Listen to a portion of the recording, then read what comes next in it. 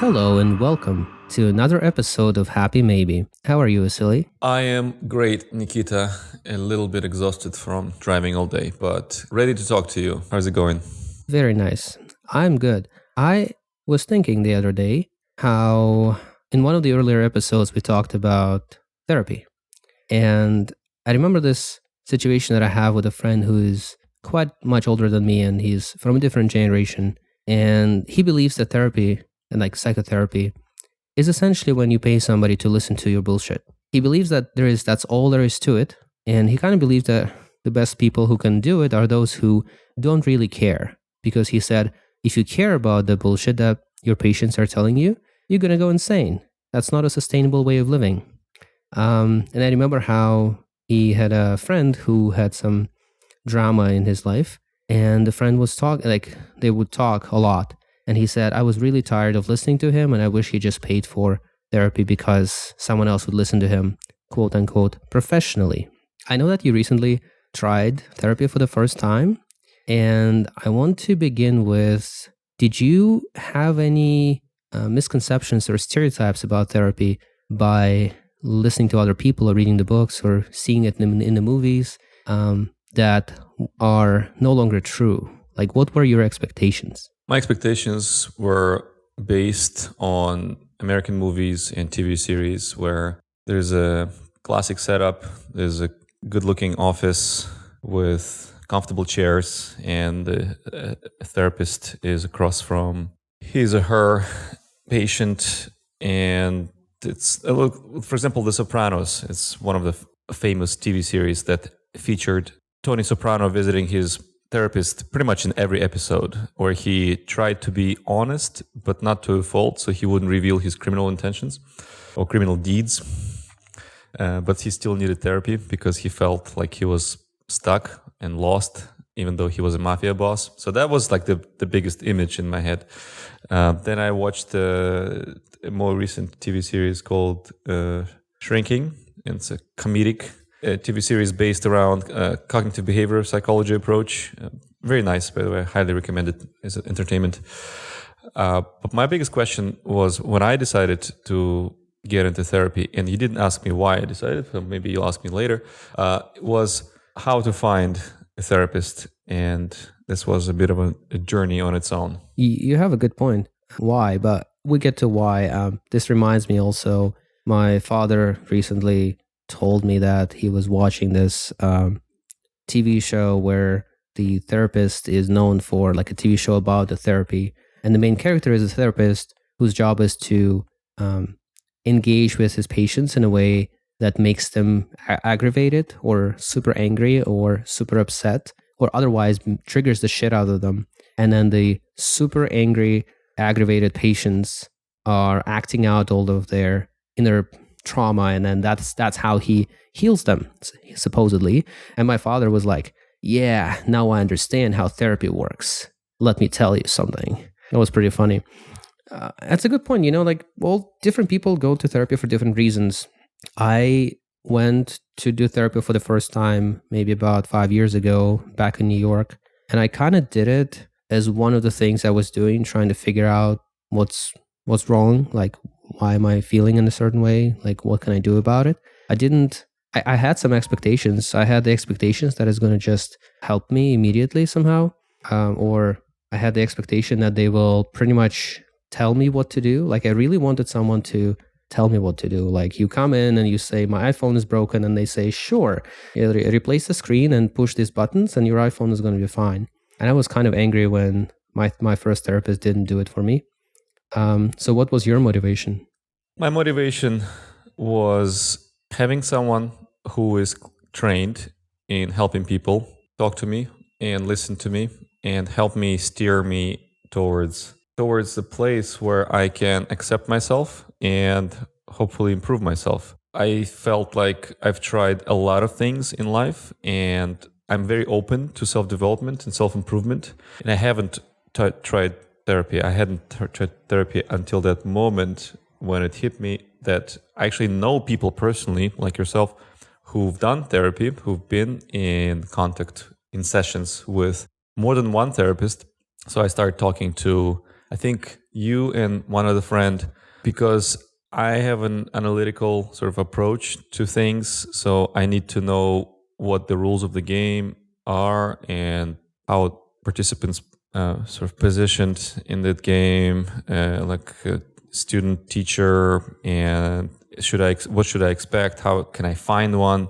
So yeah, so basically, yeah. So I was like, I was at a standstill in terms of accepting myself, and I wanted to get out of the cycle of self-beating for not doing things that I thought were like more normal, and like I couldn't deal with my deviation from the expectations of society or whatever the inner voice is, even though on the surface everything was fine, and I was like, no, I'm beyond that. I can be a psychiatrist myself. I'm so good.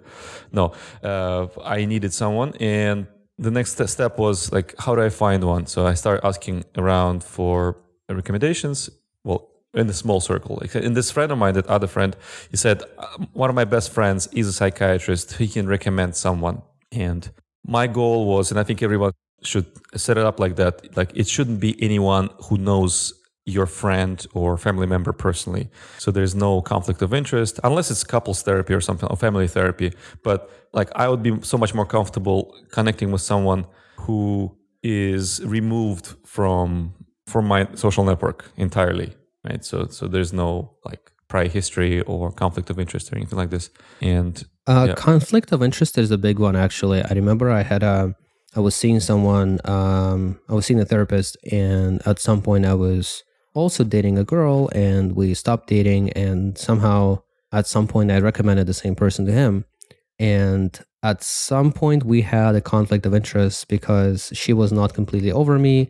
I would sometimes remember her and say something, and then the poor therapist would have to navigate the what did she say about me that I say about her, and making sure that he doesn't reveal our secrets to each other. So he actually had to sort of break up with me. He had to say, look, I don't think it's working, which was also true. It wasn't working for the two of us, but also we did have a conflict of interest. So 100%, it really does help to have someone who is removed from your social circles. That's a good one. Did you have any fear of judgment? Because there's plenty of those, especially from the older generation. There's plenty of those who would say, are you crazy? Like, why are you doing therapy? Like, are you not okay? And there's also an entire group of people who would say, yeah, you just need to take pills. Like, take pills, you'll feel better. Why do you need all of this stuff? It doesn't quite work. Because scientifically, you just need neurotransmitters in your brain. And if you don't have the right neurotransmitters, you just need to have them. And if that's all you really need. That's all there is to it. To be happy, just take pills. Thankfully, I've never come close to anyone seriously recommending pills to me. I know it's possible, but I don't have a detectable level of depression. So offering pills is not an option and not a remedy that I need. So I wasn't worried about that. Judgment. Actually, I was more worried about judgment from the therapist herself than from anybody else. From the therapist? Yeah, because I didn't know like what the limits are and what to expect, or if there are any limits to. Well, okay, actually, and it was not unfounded because I'll since we don't spend a lot of time on our podcasts talking about things in such depth. I'll paint a quick picture. I got one therapist, a woman. So my thinking was I want like a fairly young woman, so I can have this kind of a softer style of conversation, and I just felt like talking to a woman would be more like up my alley, and younger, so they would be like on like of the vibe of the times of what's happening today. Yeah. So so basically the short of it is that I worked with one, and after 8 or 9 sessions I decided that I wanted to move on and get another one. And the reason was that I didn't connect with the first one as much as I thought, and I felt like a tiny shadow of judgment in one of the sessions, and it kind of broke my trust in her because I was revealing things that were quite personal that were bothering me. And so I had to, and at the same time I was reading, based on your recommendation, the Internal Family Systems book that explained the entire approach. And I thought, I love it so much. I don't really care so much for this Gestalt approach where I needed to connect with my feelings through physical sensation, which sounds nice, and probably useful. But for me, it's like pouring water from one cup into another. And so I found someone through the official IFS directory on the website, Internal Family Systems, once again. And I thought that would be great because that's definitely separated from any sort of circle. It's not a recommendation even, but it's somebody who's approved on this respectable website. And that was a great idea because I'm happy with the current therapist. And you can explain maybe briefly why IFS can grab someone so much as an approach. You might be a better person to explain it at this point because I only read the book. You're actually doing the thing. You're bringing up two interesting points. One is that the feeling of trust with the therapist is quite important. I remember reading somewhere, and I don't think I can find reference to it, but it sounds reasonable.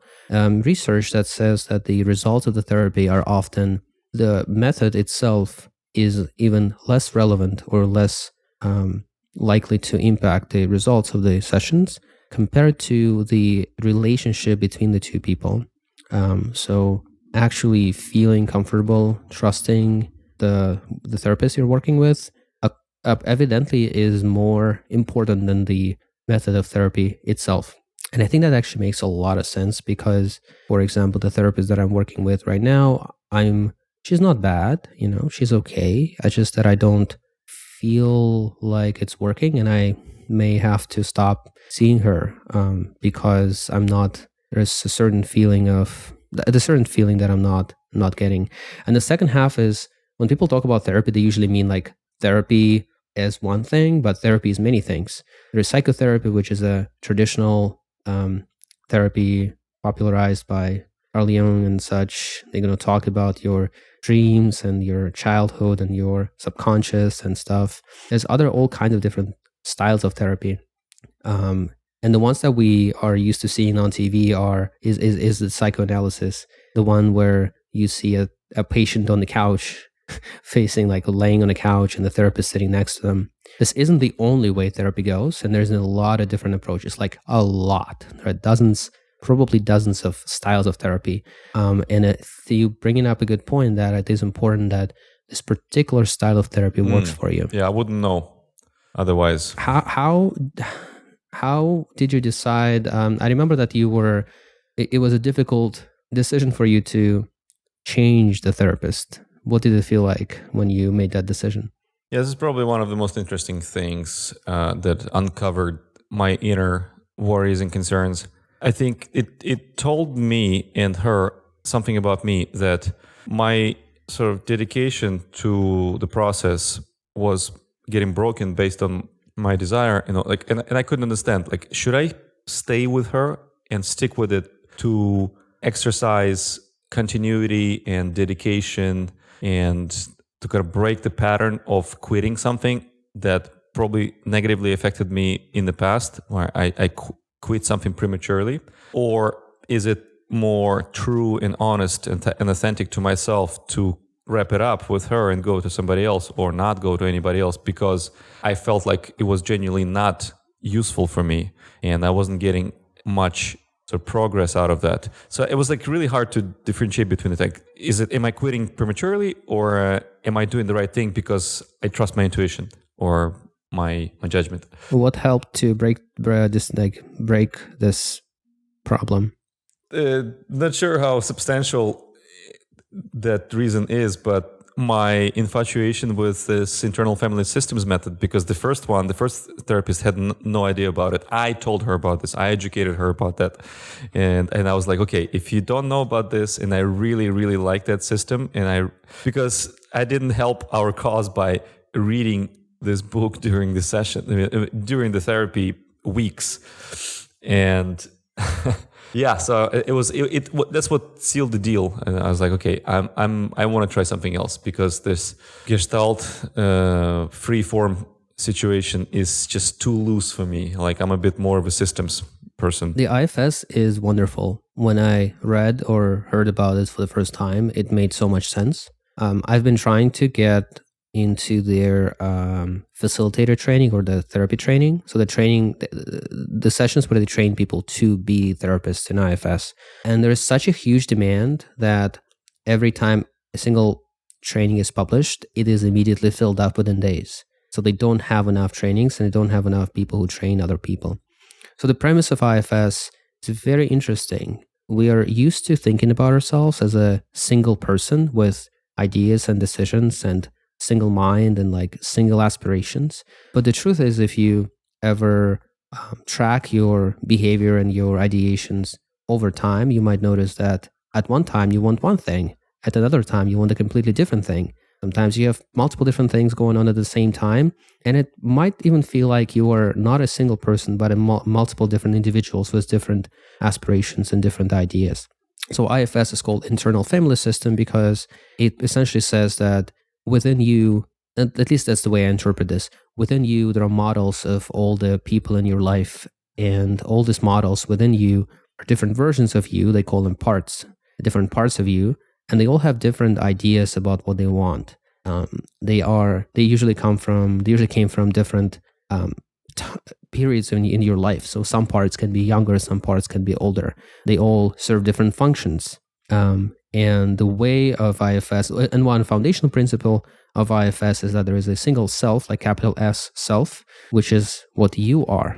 How is it working for you so far? Do you feel crazy having voices in your head? What I can add to this is that the parts that live inside of your head are like family members. That's why it's family systems. And they usually stay the same age as when they appeared. And it's like a clone of how you felt at that moment, and that it stays with you. They're all workers. They have functions. And some parts also can move in without being part of you. They're called unattached, I think, or something like that. They can be completely alien, but that's more advanced. And you can basically during therapy call them, bring them out like spirits, and a therapist can explain to the part that they're a little bit overzealous doing their job, and that they can, take some rest and maybe not be as hardworking because they can be overly protective or overly risk mitigating or risk producing risky behavior, right? So it's in the Western psychology, and just in general in culture around the world, being multifaceted is pathologized. It's like being crazy. Like, okay, you have multiple personalities in you, voices in your head. Well, you must be crazy, so you need some pills. But IFS really is very humane in it and allows you as a patient to accept that there are multiple players inside of you, and it's not always your fault. Like you're as self, like the self is like an angel. It's your core. It's untainted. It's perfect. It's like exactly how you were born and how you're gonna die. And like that's the self. It's you. But all these other players in these parts, they sometimes overshadow the self and create a lot of conflicts in your head. It's for me, it's great. Like, I love that concept, and I started digging, and I found parts, and probably there's more than I found, and it's already helping me. To like, I know which one is talking now. Like I know which one is taking control, but the work has just begun. So I have more to do, more work to do. Is there any noticeable difference working with the new therapist compared to the previous therapist outside of just a different method? Like in terms of the relationship between what I like to say is that I believe that the subject of therapy is not always you or they. The subject of therapy is often the relationship between the two of you, and it's usually everything that is happening within the session is part of therapy. So, for example, if being afraid to break up with a current therapist is part of therapy because, well, why would you be? Let's dig into this. So I'm curious how you feel relationally to the current person compared to the previous person, and what's different. I have a lot more trust and comfort with the new therapist. Everything is subjective, and it's really hard to compare people like that. But I mean, I like her because of the method that she's using, and because again, through IFS, I feel a lot less judged and a lot less protective, because one of the famous books by Dr. Schwartz is called No Bad Parts, and in that title there's a lack of judgment already. Like none of you, each one of your parts plays a role and tries to do something good for you, to protect you, or to improve, to please you, to keep you healthy, to keep you interesting and motivated or whatever. And with the first therapist, I I felt like there was a lot of room to be judged and to be sort of to create an impression without wanting, that is so vulnerable, that to the point of discomfort. And if I trust somebody so much with my like single personality like this, there's no wiggle room. It's like, okay, if I'm judged, that's it. That's the kind of person I am. Like, she's not my friend. She has her own life experiences. She's also human. Maybe I remind her of somebody else that she didn't like or whatever. No, it was nice and peaceful, and she's a good person. But I just felt like that emphasis on connecting with my emotions and feeling how my body felt when I felt certain emotions was just not working for me. and with the second therapist, it was like, okay, I know she knows that I have different parts. So whatever, even if I feel any judgment from her, it's not of me, it's of that part. And that's very liberating. It also helps to remember that the therapist herself has her own parts. And as she's interacting with you, she's actually interacting through her different parts with your different parts. And that makes a lot of sense. And to be clear, when we say that like it didn't work with, say, the first therapist, it isn't to say that she was a bad person. It is just to say that it is either there is chemistry or there isn't chemistry, and some methods work for some people. I recently published the blog post that I titled, We All Just Want to Be Understood. And the main message in it was that a lot of times when we talk about ourselves, when I talk about myself, I hear people trying to give me advice, trying to help me, trying to essentially trying to help me. Like, have you tried this? Have you tried that? And often all I want, honestly, in most of my interactions, and in life generally these days at least, all I really want is I want to be understood just the way I am. And that's the reason why I have my blog. And that's the reason, to me at least, why we have this podcast. I try to be honest, and I try to be open, and I try to be real. And it is a way for me to be. Any last words? To be understood. No, I think it's a very interesting subject. We probably will return to it and talk about more aspects of therapy and how it helps us to unburden ourselves in this never-ending quest of becoming happy or happier. So thank you for asking your questions, and it was a pleasure to share my insights, and thanks for sharing your insights. Thank you, Vasily. Till next time. Till the next one.